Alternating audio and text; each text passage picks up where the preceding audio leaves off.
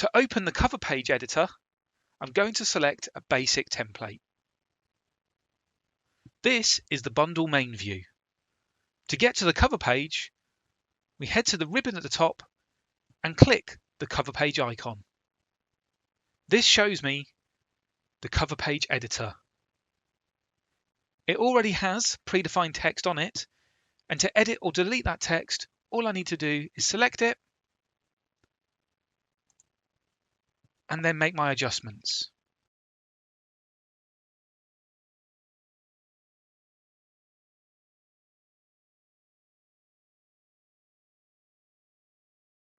If I want to add a new text box to the cover page, I head over to the left-hand side, click the left mouse button on my mouse, and drag it onto the page. This now presents a new text box, and I can type in here whatever I need to. As it's a text box, I can move this around the page as well by just clicking and dragging it around.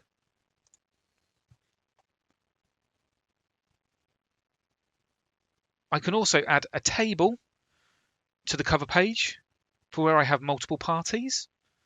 I can also add in some lines onto the page as well, and I can also add an image to the cover page as well.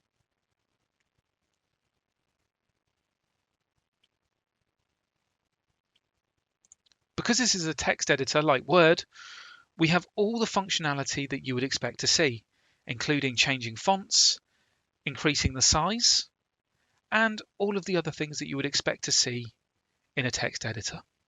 Once we're finished with the cover page, we click on the Sections and Documents icon at the top to return to the bundle main view.